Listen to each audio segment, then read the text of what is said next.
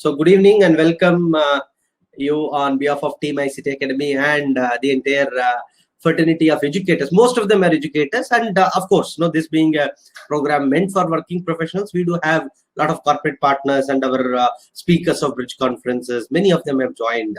I welcome you on behalf of ICT Academy, sir.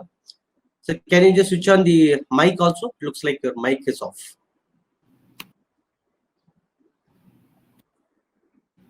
It's on? Yeah, it's on, sir. Now it's on now. Hope the audio and video of both of us are very clear to all of you. Can you just give a message over the chat window? Is the audio and video clear to all of you? Yes, yes. Okay. So now I'm trying to keep you wait for first 10 minutes because I wanted some more people to join. We had a good number of close to 5,000 registrations for this program. But as always, there will be some programs which are overlapping and things like that. People may join a little late also. So I wanted at least the first 2,000 people to join, and then we will start this session. So you will have to pardon me for the first 10 minutes delay in starting the session, sir.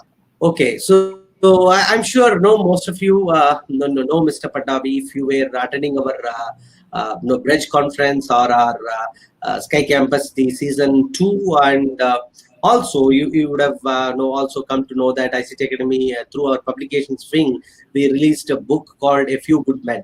So that was authored by Mr. Pattabhi.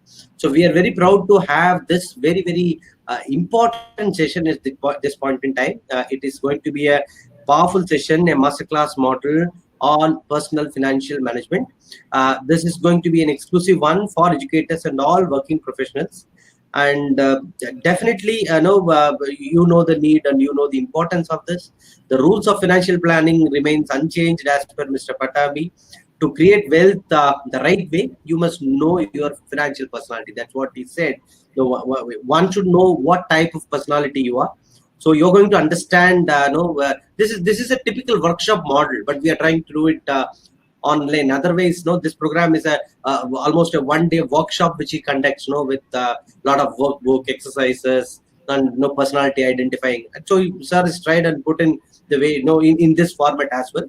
So we will understand how we lay down financial goals, and as committed, you are going to learn the 12 thumb rules, and also understand certain equations and do's and don'ts on your personal financial management. As I mentioned, the one-day program of flagship program of Mr. Pattabhi is now shrinked into a 90 minutes module. So of course, the detailed version will be available to you in different forms later. So to introduce Mr. Pattabhi for the newcomers, he is a chartered accountant by profession and qualification, and a writer by passion, and a teacher by accidental choice. We will have to wait to listen to him and understand why he mentioned as accidental choice, because normally people say teacher by choice. Sir says it's by accidental choice, because many people questioned, even in my Facebook, what do you mean by accidental choice? So that I'll be leaving it to Mr. Pattabhi to answer. So he has worked in the area of corporate finance, capital market, management accounting function. Then he shifted to full-time CA practice, and he's trained several I would say several thousands of CA students in this journey of teaching. And you meet any CA, definitely there'll be some or the other way touched by Mr. Pattabhi and this academy in the past. So he's been featured in several newspapers, magazines, because he's one of the strong author. He has co-authored the strategic financial management book of ICAI recommended book, and he's authored our ICT Academy's A Few Good Men, and he's also authored another maiden novel, Ticking Times.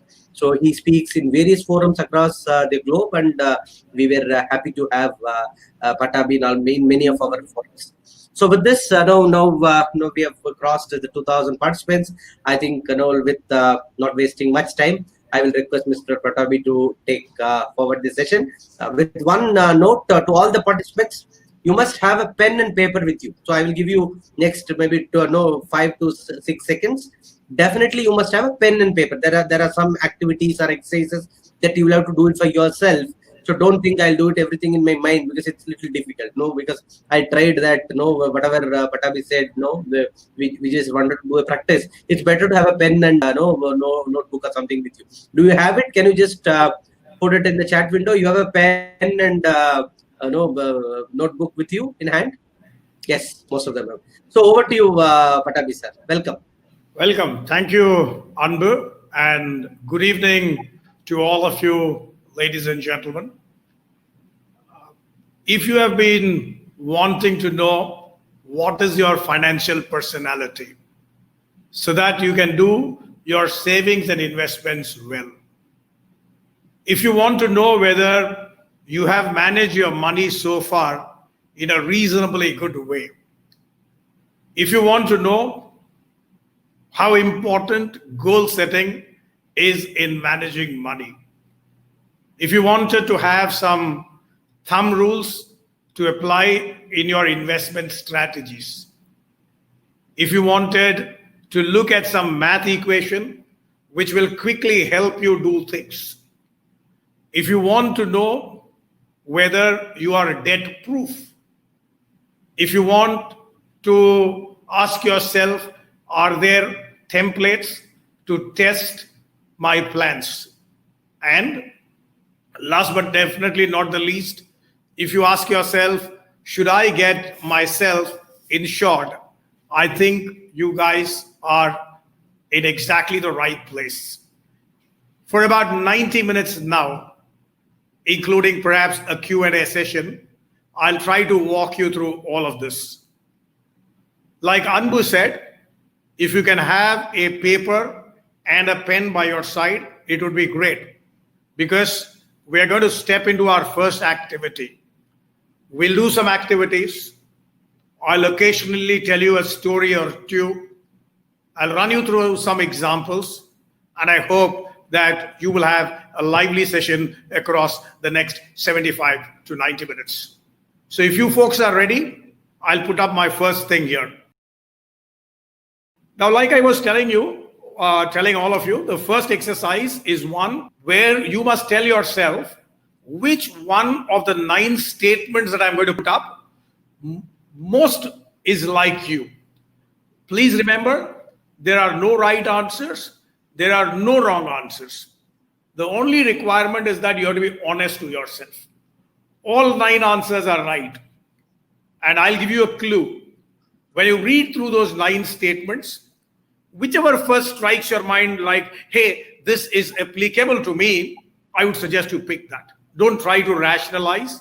Don't try to do any of those many things. And also it's important to realize that you must pick the one which is most like you. You must not pick the one which you want yourself to be.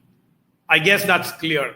Okay. I'm now going to put up the 9 points there. First point says, I squeeze, this is about spending. I squeeze every rupee that I can get out of my budget. Second statement, resolve not to be poor. Whatever you have, spend less. That incidentally is a quote from Samuel Johnson. 3, I'm very careful shopper and I love using discount coupons. I buy quality and rely on brand names. I save 10% of my income. 6, I like to pamper myself with little things. Occasionally, I would like to go somewhere, have something that I normally don't take because I want to enjoy the moment.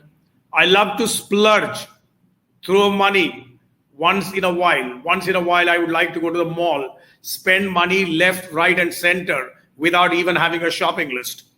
My credo is life is short. Let's enjoy it. Let's have the dessert first.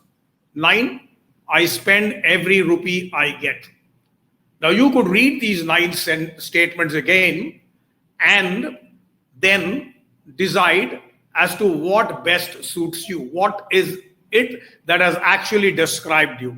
I'll repeat, you must select what is it that you think describes you, not what you want to be in the future. And you have to select only one of these 9. But what if I select 2, sir? Because no, you have to select only one. The operative word there is best describes you. So best is only one. Okay. It's good to see. People have even felt free to just put it in the chat window what according to them they are. Oh, wonderful. How many of them have done that? Because I'm not able to see the chat box Many, here. many. Many. Yes, yeah. All right. Does that mean I can go to exercise 1B? Sure. Shall I? Yes, I think almost everyone has chosen. All right. I'll go on to exercise 1B. Like this, there are going to be 9 items that are going to pop up on the screen. That is about risk appetite. So please read this. Choose a number that best describes how you feel about financial risk, about monetary risk. Underline the word monetary or financial risk. The most important thing about money is to keep it safe. A bird in hand is worth 2 in the bush. Old English proverb. Risk taking often worries me. I'm generally conservative when dealing with risk. Sometimes I take risks, sometimes I play safe. It's like someone stepping out of the cricketing crease to hit a 6 sometimes, and sometimes staying back to defend. I'm generally aggressive when dealing with risk. Sometimes I take risk on impulse, just for the heck of it. I move there and take a risk. I take big risk, but I choose it very, very carefully. I'm open to taking a lot of risk for the chance of a big gain. So one of these 9, which best describes you, you must select one number. For example, I might select 4. I'm not prompting you. I'm just telling you that you need to pick one number. I might possibly select 4. You people have done? Looks like many of them have put in their chosen number. Wonderful. So you have one number in question or exercise 1A, you have one number in exercise 1B.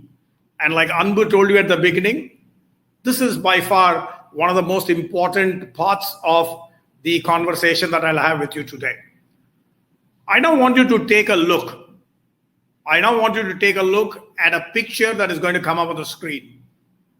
Here it is. There is the horizontal axis, better known as the x-axis. There is the vertical axis, better known as the y-axis. The answer, the number that you picked in exercise 1A and the number that you picked in exercise 1B, mentally or on that screen of your laptop, plotted there, 1A and 1B. For example, if in 1A my number was, say, 5, and in 1B my number was 4, then I have to put an X mark where 5 on the x-axis and 4 on the y-axis meet. I'll show you an example a little while from now, but I first want you to put out whatever is the intersection. Question number 1A on the horizontal axis, 1B vertical axis, the point where they intersect. For example, my 5, 4 intersects into a rectangle called workaholic. There are 9 rectangles. Sorry, there are 4 rectangles and there are 4 triangles. The dimension is not important. That something is a rectangle, something is a triangle is not important. With my 5, 4, I find I'm slotted into a space called workaholic. I'll now show you a few other numbers.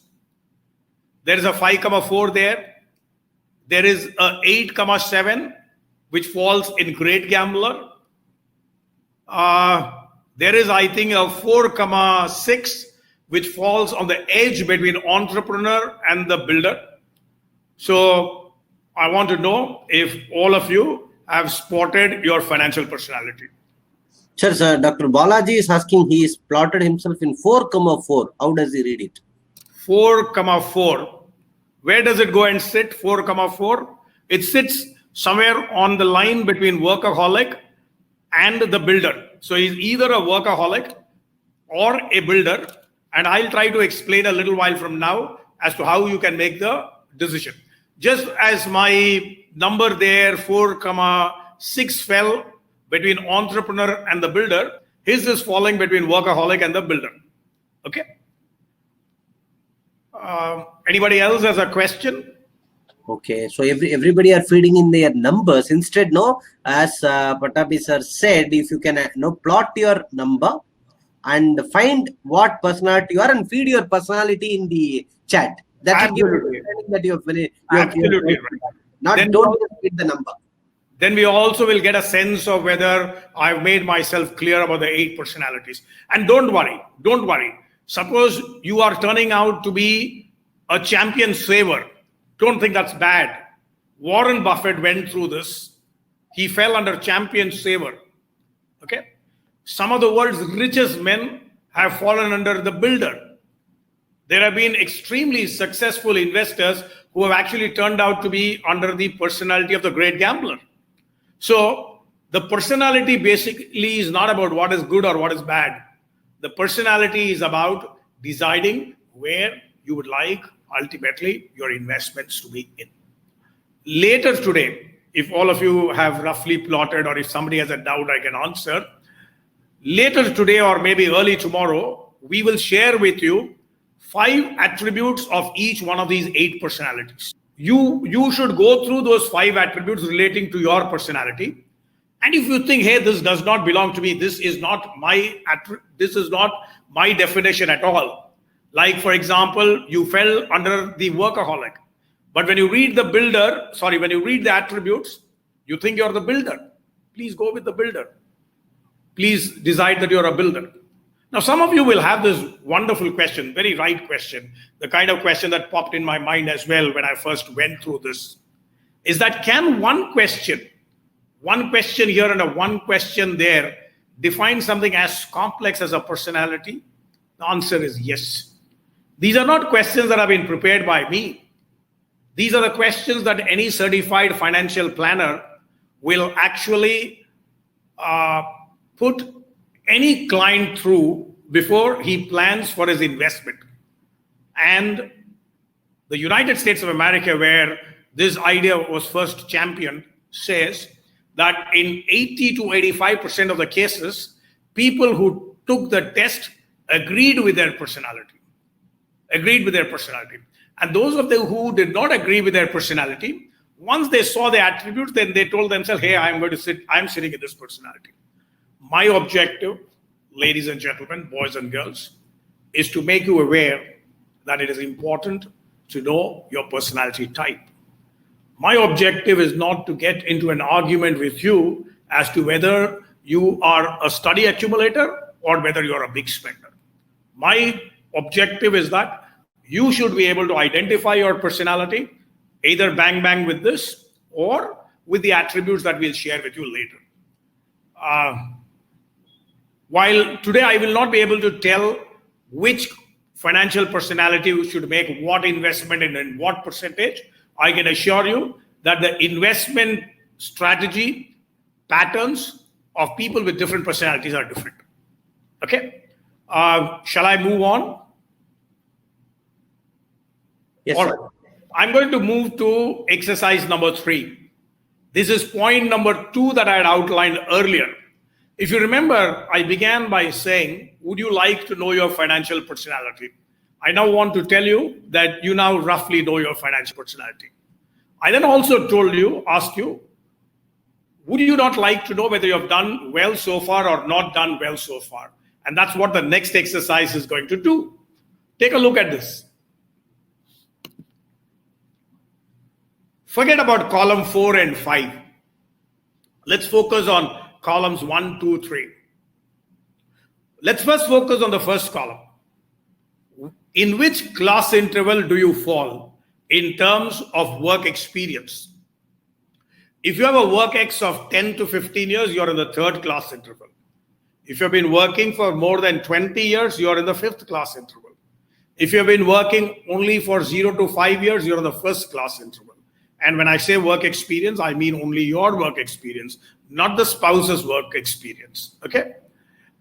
If you think that the investment in your place is made only by the spouse, then think about that percent. If you think that the investment is made both by you and the spouse with your earnings, then aggregate your experience years to arrive at your position. Like spouse has 3 years of experience, you have 6 years of experience, then you will form under the 2nd class interval. Maybe some of you can put on the chat box whether you've identified your class interval. Anbu can then give us a thumbs up as to whether you've got those class intervals with you. Yes. All right. Now, feeding 2 class, 3 class, and all. Okay. Second class interval, third class interval. Okay. Now, the next important thing is for you to identify what is your net worth. Now, you might tell me, hey, look, how do I know my net worth off my head? I need my auditor to tell me. You might say that. But I only want you to roughly have in your mind, just like you might know roughly how much money is in your pocket, roughly what is the value of your equity, what is the value of your mutual fund investments. I know both of these have tanked in the last 2 months. What is the value of your fixed deposits? What is the value of your gold that you've invested, the real estate that you've invested in, every one of them. If you say, no, I cannot find it out now, no harm. Tomorrow, this weekend, Saturday, Sunday, please do definitely work out your net worth. And from this list of assets, I must tell you, you must also subtract your liabilities, your credit card liability, your consumer loan liability outstanding, your home finance liability outstanding, subtract. Okay? You put out that number. You've got that number. Let's say somebody who is in the 10 to 15 experience bracket has a net worth of 60 lakhs, 60. I'm just putting out a number just for us to understand. Next up, you must put what is your annual earning. Next up, you must put what is your annual earning. I was talking about the 10 to 15 category. I said his net worth is 60 lakhs. Suppose his annual earning is 15 lakhs. I don't know what your annual earnings are. To me and to you, I don't think that's material. Let's assume your annual earning is 15 lakhs. Then your target net worth is 15 into 575. In other words, we are saying that 5 years of your annual earnings must by now be your net worth. If your target net worth is 75 lakhs and your actual net worth is 60 lakhs, it means that you have not done your investments well. But don't berate yourself. Don't be hard on yourself. You might have had a lot more financial responsibilities, a lot more commitments than what the average individual would have had. This is just to try to tell you a ballpark estimate of where you stand. Suppose you are earning 20 lakhs. You are in the 10 to 15 age bracket. The market value of your investment should today be 100 lakhs, 1 crore. If your actual net worth is 120 lakhs, 1.2 crores, pat yourself on your back. Tell yourself you have done a good job. Occasionally, it is also good to feel happy about what you have done. And if you're very happy, you feel comfortable today, go out and have a glass of drink. I don't mean the hot drinks. Pamper yourself with a glass of soft drink or with whatever chooses your taste. Just to quickly run through another example. Suppose you are in the 0 to 5 age bracket. You've qualified only, let's say, 4 years ago. Your net worth is, your annual income is, let us say, 3.5 lakhs. Then your target net worth should be about 7 lakhs. If your net worth is only 2 lakhs, you have not done great. But again, like I said, you might have a lot of financial responsibilities. The idea here is only to capture in a snapshot, to tell you where you are on that long journey towards financial independence. COVID 2019, I actually did not want to use that word, but I will. COVID 2019. The other word that I did not want to use is lockdown. These two have told us that the rules of financial planning, which have been prevalent for the last 50 years, have not just not changed, but it has proved that these rules of financial planning are absolutely and outstandingly correct. Okay? We'll move on. We'll move on. I'm done with the first part where I try to help you find out what is your financial personality, and I also try to help you figure out how well you performed till date. We'll move on to the next module or the next lesson. We're going to talk about goals. We're going to talk about goals. I'm going to stop this slide presentation for a moment. I want to tell you a story. This is a story that I've told multiple times to multiple audience. I've told to teenagers, I've told adult audience, I've told senior audience as well. But I'll tell you, it'll take me all of 3.5 minutes to do that. But I think the story is worth telling. This happened in 1963. It goes back in time. It happens in 1963. It happens in one of the world's greatest temples of learning, the Yale University. Teaching a class of 300 people at the Yale University was a young 29-year-old accounting professor. On the last day of his class, he asked his batch of 300 students, how many of you have goals? How many of you have laid down goals in life? How many of you have written it down on a piece of paper? And how many of you have written it out in your own handwriting? 3 things. Goals in life, written down on a piece of paper, written in their own handwriting. Only 3% of the crowd, only 9 people out of a star-studded, outstanding class of 300 people put up their hands. It meant that only 9 people had goals in life, put it down on a piece of paper, and done it in their own handwriting. The story moves forward in time. It moves to 1993, 30 years later. The batch of 1963 is coming back to Yale for a reunion. Still teaching at Yale is the once 29-year-old accounting professor, now 59. 297 of the 300 people check in for the old boys meet. And the professor does a wealth check. He asks each one of them as to what is their rough net worth. And he puts it down on a piece of paper. And ladies and gentlemen, you will be surprised that the individual net worth of each one of those 9 people, the ones who had laid down goals in life, who had written it down on a piece of paper, who had written it in their own handwriting, their net worth individually was more than the combined net worth of all the 291 people put together. I'm not making up this story. This is drama from real life. It only goes to show that the extraordinarily successful people in life are people who have goals. If you want to be outstandingly successful in managing money, you must have goals. I've listed down a few goals. I'm not saying these are all the goals. I've listed down a few goals. I would be very happy if on that piece of paper you list down a few goals. I've listed their wedding. I've listed their honeymoon. I've listed about buying a house, buying a vehicle, buying insurance, starting business, child's wedding, child's education. They're written in no order. These are all financial goals. I've written, I think, about 16 of them. I'm not too sure. I might have missed a few. You must add them because ultimately, managing money is a personal wealth, is a personal work. I'll now show you a table. And I want you to prepare that table right here, right now, even if we take a little bit extra time. Right here, right now, just do 2 lines of the table. Further lines of the table do tomorrow, do during the weekend. But if you really want these 75 to 90 minutes to be well spent, you must ultimately, at some point in time, do all the exercises that I outlined. Okay, here we go. You must write down in the first column what is your financial goal. You must then put out its priority, high, medium, low. One day when I did this, one of the ladies said that my financial goal is to have a house. She said the priority was high.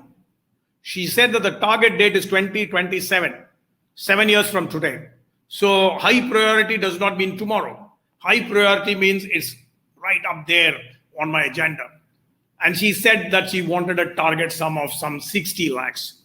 I asked her 60 lakhs as on that date or 60 lakhs as of today? Because that was very relevant to ask. You must put down there what is your estimate of the money that you would want on that date. If you think you can't make that estimate, you can think in terms of what is its value today. So I want you to put down at least 2 financial goals. I want you to write what is the priority for you for that. By when do you want to achieve that financial goal, and what is the target sum involved? Maybe I'll give you 60 seconds. Please put out 2 goals. So 2 goals out of the goals that you have listed in the earlier slide, or any 2 goals, anything which comes on the top of their mind, which might be the most important priority for them. Mine was just illustrative. So can I have something for the retirement goal? Yes, retirement corpus. You can put out that. Or to get a car. Retirement corpus, high priority, target date 2030, target sum 3 crores, 4 crores, 5 crores, 1 crore. Okay, to buy a house and a car. Someone had said both. Okay, whatever. Yeah. Goal number 1, house. Goal number 2, car, like that. And my request is that over the weekend, please list down as many goals as you want. Believe me, what can not be imagined can never be achieved. I'm not a motivational speaker. Okay. My point is very simple. If you cannot think that this can be done, it will never get done. So it's very important to put them out on a piece of paper. I think a lot of people are putting in their financial goal what in the chat window, but just to give an addition to the point, you'll have to mention which goal you are taking. Sir asked us to take 2 goals and write down whether it is of high, medium or low priority, and also you write a target date and the amount, according to you, what is needed for that financial goal. You should fill all these 4 fields for the 2 goals. Perfect. I'll give you 1 goal that I have in mind. So people might say, hey, does that work these days of COVID? My financial goal would be to take a vacation to Europe. To me, that's medium-term priority. Medium-term priority. The target date is I might want to visit Europe by 2024. Target sum, maybe 10 lakhs. I honestly have no clue, but from what I see in Thomas Cook, etc., let me say I put aside 10 lakhs. Medium-term priority would mean that if it does not happen, no, it's not going to hurt me very significantly, though I would love to invest in that experience of seeing Europe.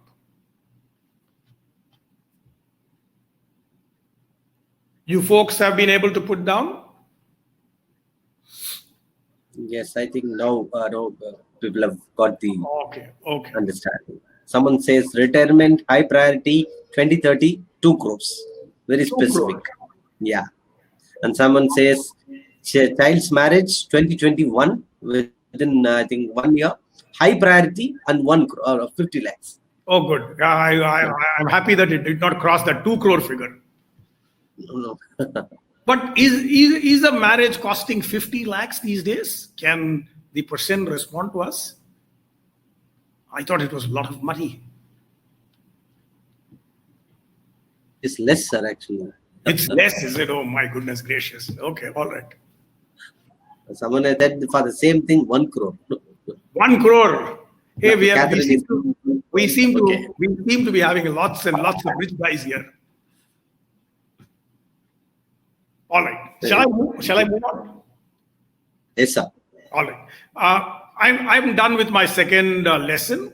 My first lesson was that you get a hang of what is your financial personality. My second lesson that I wanted to drive home was that it's important to have a goal. We're now going to move on to a third one, which may not be as arresting as the first 2 lessons, but they are important. They are what I call thumb rules. We will agree on a few things. You are most welcome to put up your responses on the chat box, but we will not get into an argument as to whether, hey, is this 100% right or 100% wrong? Because these are thumb rules. Thumb rules are rough rules, back of the envelope calculation, that kind. So we move on to thumb rules. Here are a few thumb rules. How much should I save each month? Ideally speaking, I should have animated that, but I somehow did not. I would have wanted you to write an answer. How much should I save each month? Maybe some of you can put in the chat box as to what you think should be the number. In the meantime, I'll try to pull out something in the chat box. for the goal what we had set in the earlier exercise, can No, I keep not that necessarily. Not and necessarily. decide how much should I save? No, that part we can forget about it. That goal story is over. Okay. Now somebody is saying 3,000. No, sir. I think his question is No, how much percentage of your income you yeah, should save. I would request that you put out how much percentage of your take home pay. Take home pay. Okay. There has been 20%, 25%, 25 to 30%. Somebody says 10%, 30%, etc. And there are a lot of people, I think, say 20%. We should have, in 20%. fact, run a poll. No poll was available. If you would have told me, I would have run a poll and told you what is the. Okay. Yeah, that would have been a great idea. To run a poll would have been wonderful. Each one of these questions, we could have run a poll. Maybe next time when we will do that. Yeah, 50%. Somebody says 50%. Dr. Kalai. That guy must be a young guy. He's still not married. He's got into his first job. Okay. 50%. No. Am I right? Would he like to respond to my statement? I think, now let me. Kalayarsi Nagappan, madam is saying 50%. She will say So 50%. Kalpalata says 50%. Is it Kalayarsi and Kalpalata? Kalpalata, 50%. This is. Are you able to achieve that kind of saving? Maybe there, someone else in the home is also Absolutely. earning. That may be a chance, right? That's true. But majority of them are talking about 10, 20, 25. No, someone says 90%, which I don't think anybody it's possible. Actually, 10% is just too low in today's condition. My sense is that first line should be 20%. If you are planning to retire, you must up it a little more. Anyway, this is just a thumb rule. I'm going to go on to the second question, second thumb rule. Okay. It's going to come up now. This is a multiple choice question. So you can, although we can't run up, we have forgotten to create a poll, but perhaps you can put it down there. How big should be my emergency fund? When earlier, 1.5 years back, when I used to tell people at seminars that you must have an emergency fund, they would look at me, stare at me, ask me, have I gone nuts? Today, COVID has told us that there are going to be layoffs, there are going to be pay cuts, and therefore dipping into an emergency fund is important. How big should be your emergency fund? 3 months, 6 months, 12 months, 24 months?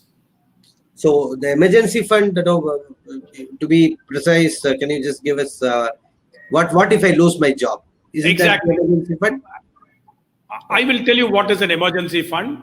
Tomorrow, if I lose my job, how long will it take for me to get another job?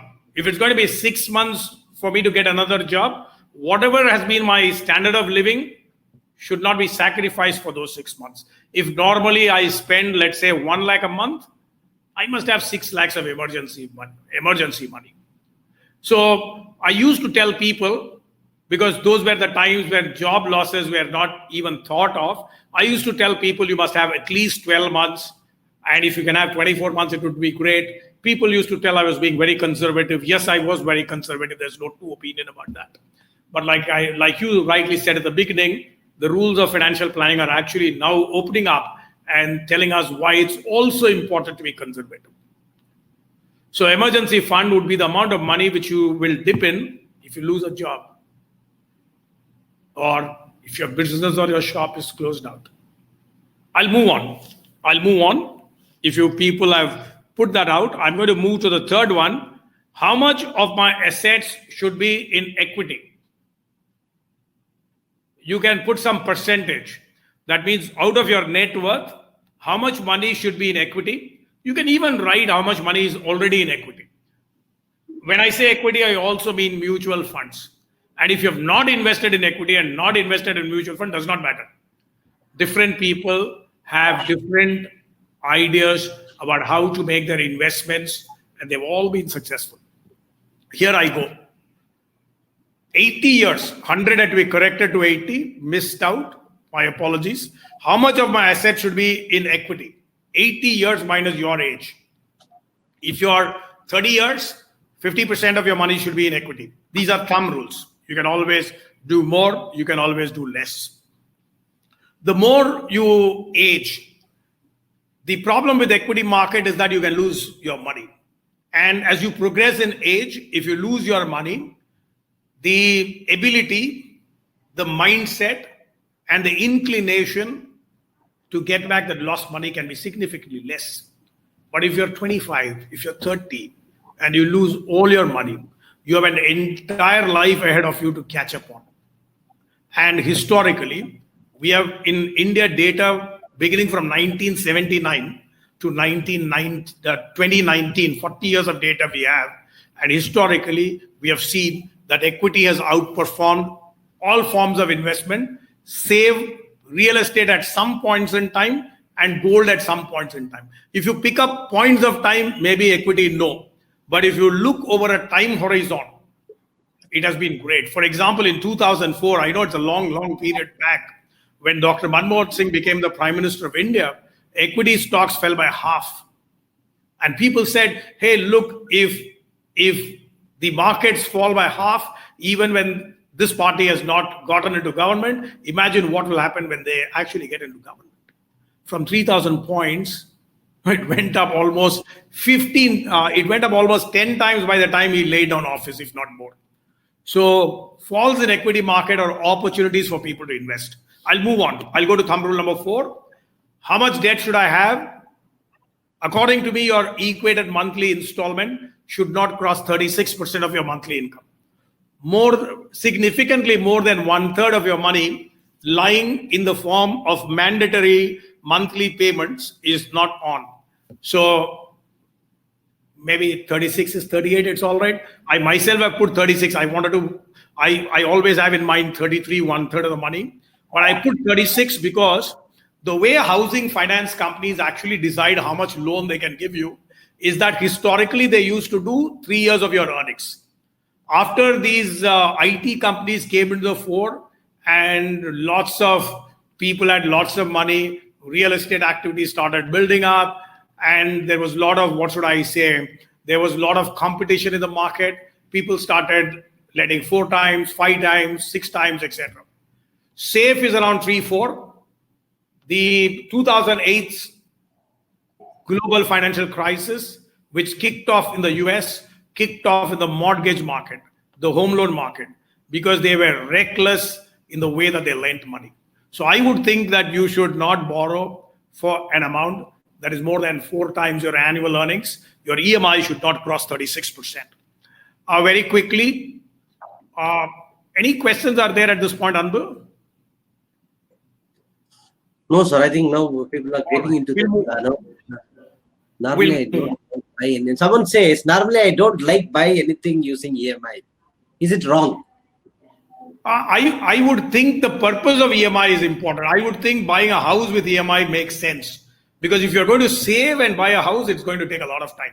If you're someone who believes that a house is good, there are many people who say, no, fools build houses, wise men live in them.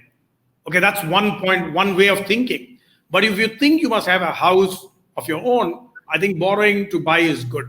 But I would be absolutely against somebody borrowing consumer credit in order to buy a television. Maybe a car is also okay, but television, some of those other conspicuous consumption should not come from there. How much should I spend on my home? I think this we had covered a little while back. No, I had made a reference to that as well. So I'll skip this. I'll go to rule 6. How much money will I need for retirement?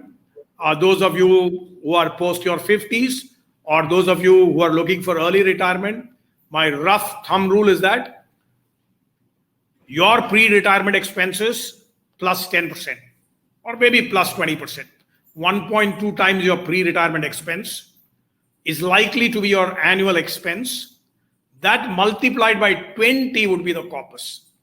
For example, if your annual pre-retire expense, look at the operative word expense. We are not talking about income. If your annual pre-operating expense on yourself and maybe your spouse is, let's say, about 1.5 lakhs, or no, is about 18 lakhs. 18 lakhs into 20, 3.6 crores should be the retirement corpus that you should have.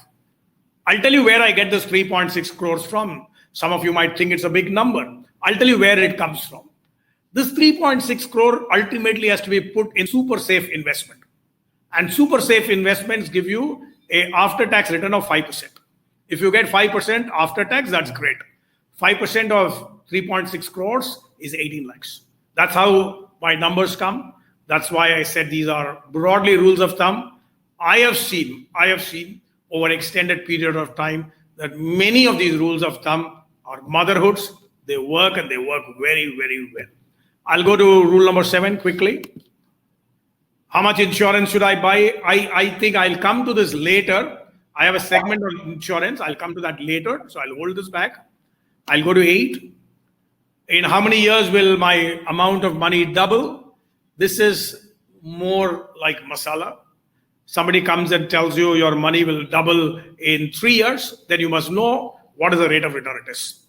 If somebody tells you it's going to double in 3 years, it means that he's offering you 72 divided by 3, 24%. Okay? It's called the rule of 72. If you divide 72 by the percentage, you will get the number of years. If he says that he will invest your money in 12%, your money will double in 6 years. If he comes and tells you, other way around, if he comes and tells you, I'll double your money in 3 years, it means he's telling you he'll earn 24%. Know this, because you have to be careful. Today, in our country, there is no legal investment opportunity which can help you double your money in 3 years. No business earns 24% of the kind in which people like you and I, coming from the middle classes, would invest in. Okay, I go to 9. Sir, can you just repeat that 72 rule once again? Rule of 72. I will repeat the rule of 72. Anbu, if you can help me out and tell me in how many years you want your money to double. So I have 10 lakhs and will it double in 3 years? If the amount that you have is not important, if you have 10 lakhs, if you want it to double in 3 years, you will have to find an investment that gives you 24% per annum. 72 divided by 3 is 24. If you say, no, somebody is giving me 11% rate of return, your money will double in 72 divided by 11, approximately 6.5 years. So it can be. Okay, now I have 10 lakhs in my PF, and the government is saying they will give 8%. So how many years it will double? 72 divided by 8, 9 years. So it means my 10 lakhs will become 20 lakhs in 9 years. Absolutely. Okay. So rule of 72 is the number by which it has to be divided. Similarly, for tripling, 114 is the number. Quadrupling, 144 is the number. I think doubling makes more sense. Shall I move on? Yes, sir. I go to rule number 9. Very, very important. I had a conversation about a week or 10 days ago with one of the city's well-known investment advisors. We had a conversation on a webinar, where I was the anchor interviewing him. And I told him about the rule 1596, which says that it is reasonable to expect equity to earn us 15%, long-term debt to earn us 9%, liquid money to earn us 6%. If you're looking at something substantially higher, you are being greedy in a general market, or you have to be lucky in a general market, or you'll have to take more risks in a general market. My friend now tells me, and rightly so, that while 15, 9, and 6 worked well earlier, in the kind of conditions that we are in today, it might be wrong to expect equity to earn anywhere more than 10, 11% in the next 2-3 years. Long-term bonds might earn you about 7%. Liquid funds might earn you 4%. So the new rule, post-2020, at least for some years, can possibly be 11.74. Unless you land up with a windfall, investing is going to be tough. Investing is not going to be easy. When I say it's going to be tough, not going to be easy, what I'm saying is that the prospects of getting fancy returns are going to be less. Okay? Even in the best of times, it was 15.96. The great advantage with equity is that it can also give you more, but on average, across a time horizon, 15% Please remember 15% is almost post-tax, and I would think 15% is good money. Let's move. 10. The first check, once you get your salary, is not to write the check to the grocery guy, is not to write a check to the domestic help. The first check that you must write is to yourself, which means saving, which implies saving. So saving should happen first. Saving should not be a residual decision that, hey, I have done everything, now whatever is left, I will save. That way it does not work. That way you will not pick up financial independence. Trust me, as you progress in life, and given the fact that the joint family system in our country has, I don't want to use the word collapsed, is no longer the kind of firm favorite it once was. Getting financial independence, being able to live by ourselves in our senior years without having to hang on somebody else is very, very crucial. I go to my last two rules, and then we'll pick up a math equation, and time permitting, we'll look at something else and then do a closure list. How many cards should I have? 0, 1, 2. People can post it on the chat. Do you? Someone already posted saying, no, I don't like credit cards. Is it wrong? I'll answer that. I think that's a good point. I'll try to answer. I completely disagree with him or her, so I will answer that.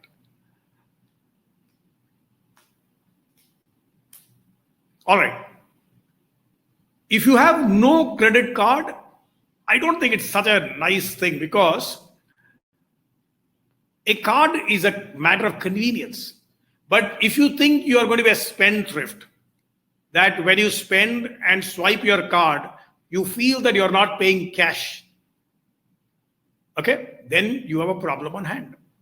If you don't like a credit card, it's fine, but at least use a debit card. Don't carry cash. We will, sooner than we imagine, move to a cashless society. We almost did that post demonetization. And I like demonetization primarily for that, because whether by design or by accident, it quickly pushed us towards multiple steps towards a cashless society. I thought COVID would also do that. It does not seem to have done it, but it would do that. So using cards is important. Credit or debit depends upon your choice. If you're a user of credit card, I've always believed just one card. But sometimes what happens, you need two cards because one card might, your bad luck, that day not work in the vendor's shop, merchant shop, and you could cut a sorry figure.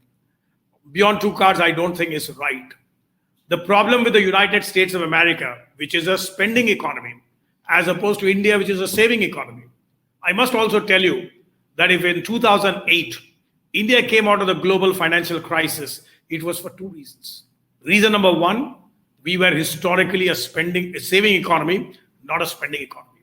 Reason number two, there were some outstanding heroes, the outstanding unsung heroes in the Reserve Bank of India, who never got the credit for their work, who stood there like the Rock of Gibraltar to save us from an impending crisis. I don't want to talk about that more, but I merely want to tell you that having a couple of cards is fine.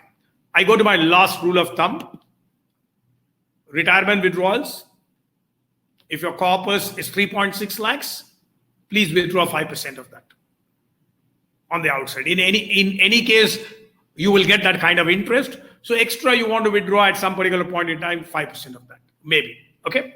So I ran you through some 12 rules of thumb. I don't remember all of them at this particular point in time. All that I remember is that we talked about some thumb rules for how much cards we must have, how much retirement corpus we must have, how much withdrawal we must do. Okay, how much withdrawal we must do. We took a look at a slew of things that where the first check should be, etc.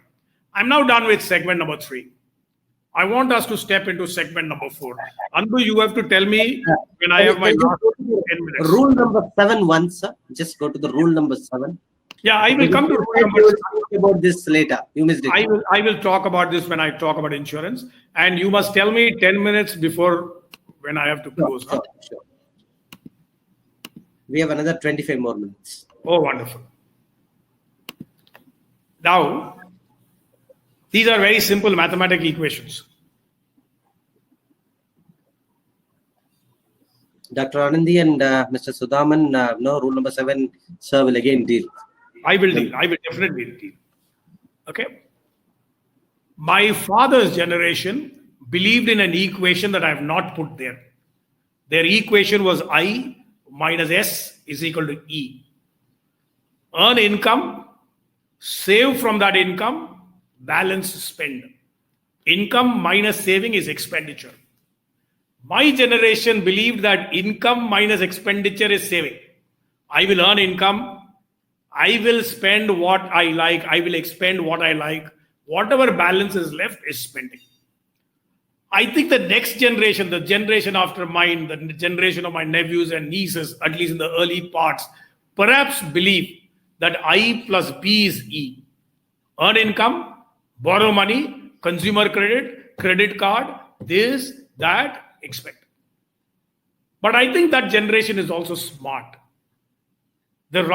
Some of them actually follow the very right principle, which says income minus investment with objectives. The idea is about not saving just, but making investments, planned investments, investments with objectives. And then whatever money is left will be expended. This is the very, very important money equation that I want people to understand. There are other things like the power of compounding, etc. I don't want to get into all that. To me, this large, broad equation makes a lot of sense because if it drives home the point that what we earn, we must first invest from out of that, whatever number it is, 10%, 20%, 25%, 15%, whatever it is, not just mechanically invest, but invest after laying down goals of the kind that we spoke about in module 2, in lesson 2, and then spend the balance. This is the math equation I wanted to talk to you guys about. I now want to quickly run you through debt. Then I'll talk about insurance. I'll talk about a few templates. I'll just name them. And then we'll do closure points. Here is a question. What is the minimum liquidity that you must have?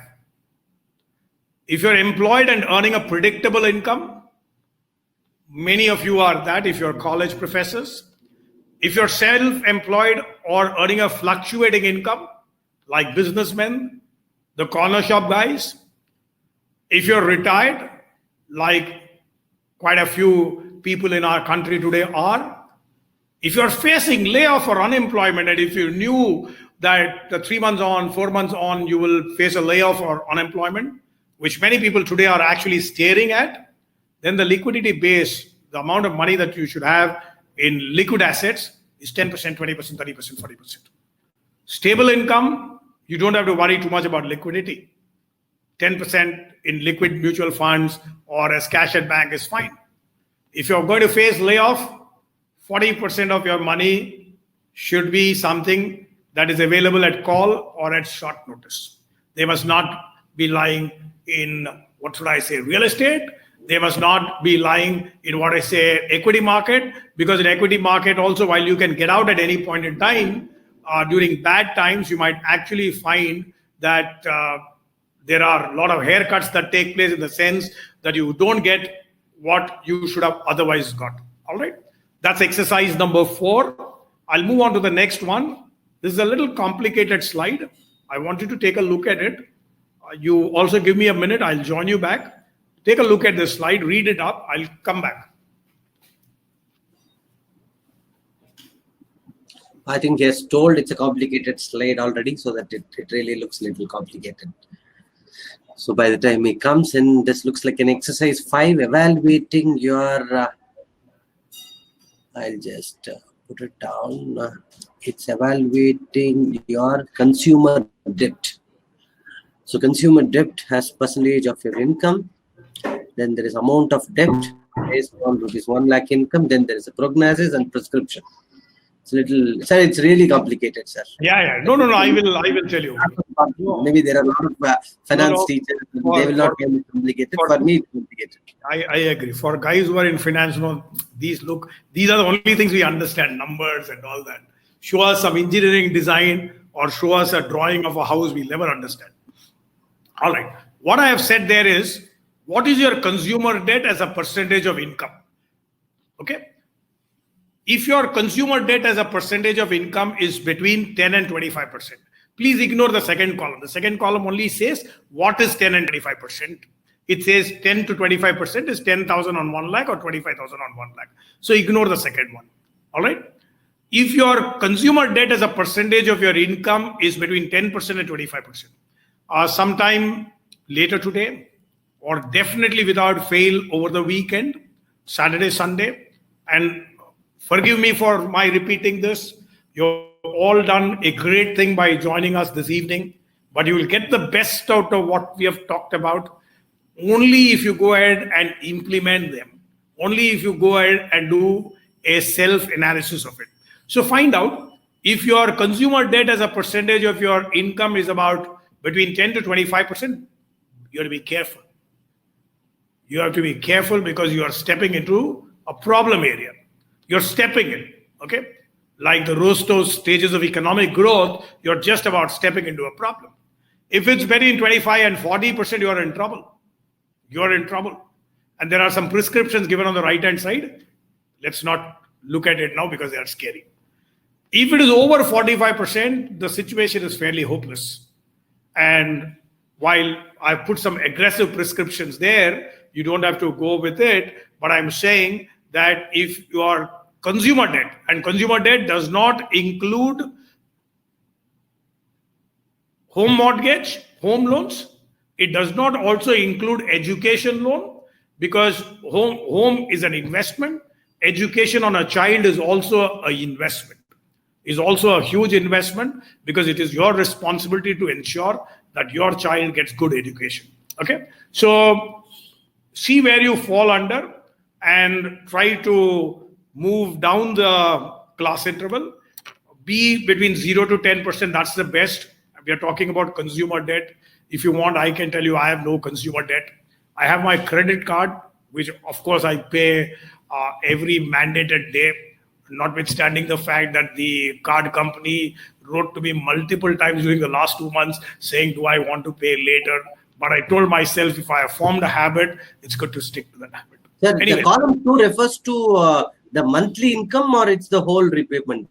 No, column 2 basically tells you what is 20%, what is 45%. If your income was 1 lakh. Yeah. Correct. If the income there, we are talking only about annual income. Okay. So is car loan a consumer debt? A car loan is definitely a consumer debt because it is not going to generate future income. Home will generate future income. Education, though in today's scenario, you should not expect your children to bail you or to support you, because that's at the heart of financial independence. But nevertheless, I would still think it's an investment, because I know there are a lot of young boys and girls who have been extremely good to their parents. So I'll move on. You're saying the home loan or the education expenses are not consumer debt; they are in investment. But a few examples for consumer debt. Car loan is a consumer debt. Maybe if I buy if I use my credit card and go for a tour for 1 lakh rupee of visiting Taj Mahal. Absolutely, that is absolute consumer debt. If I go to Europe for my vacation using my credit card, that is consumer debt. Okay, few others like that, sir. Television is one. Okay. Maybe our audience, they will put out. We will have some good ideas. No, they're asking some doubts. No, what are the debts including consumer debts? Typically. Okay. So what are the consumer debts? If you can put something in the chat window. It's good. I will tell you what are the consumer debts. You are asking me to. No, you can tell few. Yeah, consumer debt typically would be TV loans, furniture loan, anything that you want to do up in your home. You want to paint your home up, and you have taken up. iPhone. Somebody is putting iPhone. iPhone is very much a consumer loan. iPhone is a consumer loan. If you buy an iPhone, you have a right to buy an iPhone only if you have earned money to buy the iPhone. Okay? Only if we have earned the money, we must buy an iPhone. We can move forward. Understood. I'll move. There are templates that are available. Those of you who are interested, I can at some particular point in time share with you. My only objective right now is to try tell you that all of this is driven by arithmetic, school arithmetic. Now that Excel is there, outstanding invention of our times, one can use that. Using Excel, there are predefined templates that you can create. You can create templates and you can answer illustratively these 7 questions. Many more you can answer. For example, sir, is buying gold a consumer debt or investment, sir? That's a very, very interesting question. I will complete this and take that. Okay. Okay. What is the corpus needed on your retirement day to receive X every year?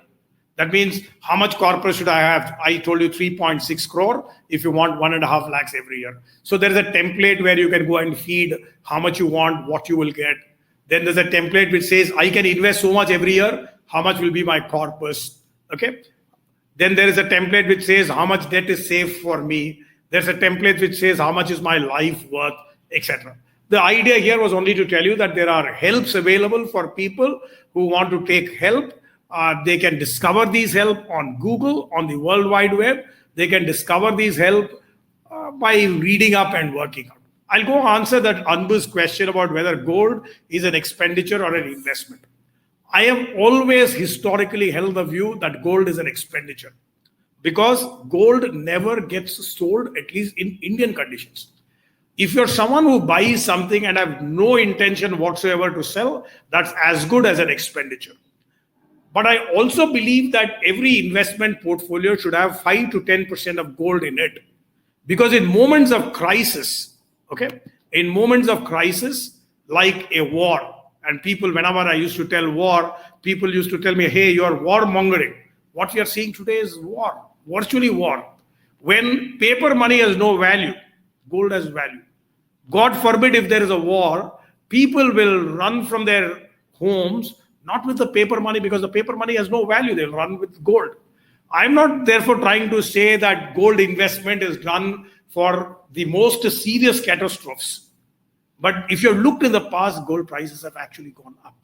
So I would think 5 to 10% in gold is good. It's also because in the Indian condition, it's part of wedding. So there is a need, there is a requirement to do that. So therefore, to that extent, I think one should make that investment. Okay. I'll go forward. I'm just moving to my last points. I think I must talk to you about insurance and then I'll close out. Let me give you some ballpark numbers. I should also tell you, I don't sell insurance. I don't sell mutual fund schemes. I'm not a member of the National Stock Exchange. I have no axe to grind. Okay. When one is, first important thing is one must find out how valuable one is. For example, a guy who is 25 years old, who earns, let us say, 10 lakhs a year, or anybody, someone is earning 10 lakhs a year. And if you think that 8% is the investment earning potential, that means investments can earn about 8%, then your earning divided by 8% is your value. So there's a young nephew or a niece of yours who is earning 15 lakhs, 15 lakhs by 8%. I think 15 lakhs by 8% is about 180 lakhs. 180 lakhs is his value. As you grow older, as your income earning capacity comes down, your value of wealth, your value as an individual will also come down. In other words, we are trying to value an individual like we value a financial asset. Okay. How did I get that 1.8 crore? God forbid something happens to him, 180 lakhs into 8%, his household will earn the amount of money he's currently earning. When one is young, one has not built in assets worth 180 lakhs. He might have built an asset worth only 30 lakhs. So for the balance 150 lakhs, he needs to take insurance, life insurance. But no, you can't take life insurance for 150 lakhs. Paying that premium itself will kill you. But the point is that you have to start towards it, plan towards it. And more importantly, the best insurance plan to take is a term insurance plan, not this with profit, endowment assurance, etc. Just like in motor vehicle, a motor vehicle insurance plan is a term plan. If nothing happens to your vehicle at the end of the year, the insurance premium is an expenditure. In almost much the same way, in a term assurance plan, if nothing happens to you in that year, the premium that you paid is gone. Or in that 2 years, the premium that you paid is gone. I would not like any one of us to mix up insurance, which is protecting you from a financial disability if something happens to you, from investment. Insurance is about protection. Insurance is not about investment. Suppose your value now is 180 lakhs, say, and you've already created assets worth 250 lakhs. Then you don't need insurance. As people progress in age, what happens is their requirements, individual requirements come down. They would have already built in good amount of asset. So at that particular point in time, they must get out. But the most important thing, the one single most important thing, whether you agree with whatever I spoke to you across the last 1 hour, 10 minutes or not, I don't mind. But the one most important thing that you guys will have to do is to make sure that you buy health insurance. COVID 2019, if anything, has shown that health insurance is absolutely important, whatever be the price. There can be nothing more disheartening than for an individual to go to a hospital, taking a near and dear one there, and then walking out of the hospital because he could not afford the treatment. Whether we like it or whether we don't like it, in our country, healthcare is expensive. In our country, the government does not take care of health. There are many countries in the world where there are social security schemes towards that. India does not offer. India has obviously made a start. I'm not able to offhand recall the scheme. Many people have called it Modi Care, that applies for a section of the society, but it doesn't apply for all of us. It's absolutely and totally important that we buy health cover. Let me summarize. I'm not summarizing. I'm quickly making out some closure points. 6 closure points. Please have a wealth accumulation plan. When I ask people, do you want to have a wealth of 100 crore? People stare at me. They think I'm being vulgar. There's nothing vulgar about wanting to create wealth, so long as you create wealth the right way. Like I said earlier, unless you see something, you will not be able to strike it. I gave 100 crore just as an example. I know it's way off my reach as well. Whatever number, have a wealth accumulation plan. Have a monthly expenditure and income statement. Write up to know where your money is going. Reassess your insurance requirement. I explained that to you a little while ago. Reassess your health cover. As you grow older, you will need more health cover. Very important. Prepare a will. There can be nothing more disastrous in life than people fighting over the money that you have left behind. There are some people who have a view that 50% of our wealth should go to charity, should go to philanthropy. I don't want to sit on moral judgment over it. You do whatever you want. It's all said and done, your money. But do draw up a will. Drawing up a will does not mean, I repeat, does not mean that you are signing your death warrant. Whether you're 25, whether you're 30, whatever age you are, draw up a will. It can always be revised. It can always be updated. Save 20% min of your income and take care of the first 1 crore. When I said the first 1 crore, what I mean is the amount of money which you absolutely require if you have no job. Once that money is saved, that money, make sure, is never lost. With the balance money, do whatever you like. Thank you very much, ladies and gentlemen. If you have any questions, I'll be very happy to answer them. Very much, sir. I think it's really very informative. This time is not sufficient. I think I've been getting getting a lot of private messages from some of the participants. It would have been good. It is a 3-hour session. But when it is online, we had to do it in a very, very... Shall I tell you something? Shall I Yes, tell you sir. Please go ahead. It's always good when somebody says, no, it was short. It is always disappointing when somebody says, hey, it has been too long. So in one way, it is fine. Okay, sir. Excellent. I think some of the questions which people earlier said, that you answered in the last closing. And your comment on investing in gold. Yes, there were a lot of women working professionals. They were all keen in accumulating gold. Should they look that as a debt or expenditure? Or No. Let me make it clear. It depends on how we want to look at it. See, gold is bought historically as a catastrophe investment. That a war breaks out, what do I do? Today, people will say, COVID breaks out, what do I do? Then there is another generation of people who say, yes, we must invest in gold because at least we as Indians have an emotional attachment to it. And for a long time, gold never went up. That is why it was never a part of the investment planners' roadmap. But if you look at the last 15 years, gold has earned money. It has earned 8%, 9% across the last 15 years, which I think is pretty good. It's pretty decent for it to have earned. And given our social requirement that it gets passed from generation to generation, and I do sincerely hope that 50 lakh reference was inclusive of gold, okay, moves from generation to generation, there is a need to buy that. That's why I said, let's have 5 to 10% gold there. I'm definitely not against gold. You can hold 5 to 10% gold in your portfolio. You can have physical gold, or you can buy gold under the exchange traded fund where you don't get the physical gold, but you participate in the upward and downward movement of gold prices. So I'm not saying that I'm against it. So I think that's what I wanted to indicate. Okay, fine, sir. I think people were asking, is it okay to invest in equities or mutual fund at this point? I don't know whether you'll answer. I will answer that. If you are someone who has been a mutual fund investor, if you're someone who has been doing an SIP, please continue with it. Don't stop it. If I tell you that I have not stopped investing in SIP, and if that is going to give you some element of confidence, I will tell you I have not stopped investing in SIP.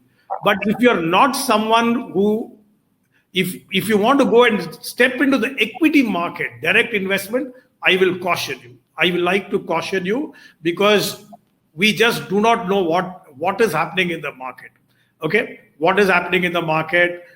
It could fall further. Many things can happen. But if you're a long-term investor, you're saying, okay, I want to invest for the next 5 years, then it's fine.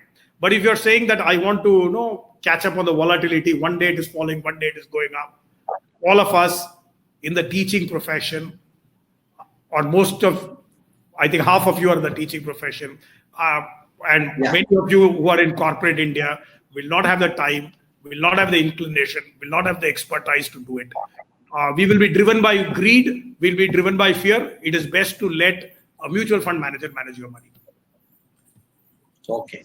Excellent, sir. Now, someone is asking, should I continue to invest in this PPF, the public provident fund? Should I continue to save there? Is it okay to save there? I would still think it is good to save there because it gives you the tax rebate and the interest is also tax free. Although there were reports in the media about questioning its safety, but my sense is that nothing bad can really happen if the government of India can step in and save a Yes Bank. A government of India will step in and save its own, its own problem.